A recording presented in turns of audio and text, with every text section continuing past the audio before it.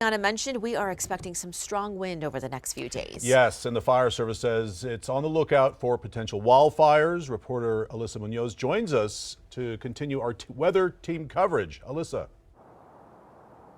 Good morning. Well, officials tell me there's already been an uptick in fires so far this year, and one area that has high fire risk is the eastern part of the state. Now, the Forest Service says because of the warm winter and smaller snowpack, the wind is an extra risk to areas with fine fuels or grassy areas.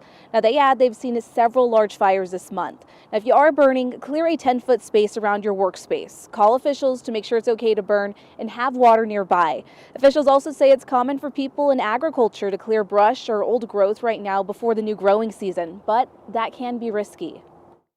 9 out of 10 fires are human caused. These aren't lightning fires that are happening over in eastern New Mexico. So ag and debris burning is the highest, or the ag and debris burning is the top fire start in New Mexico.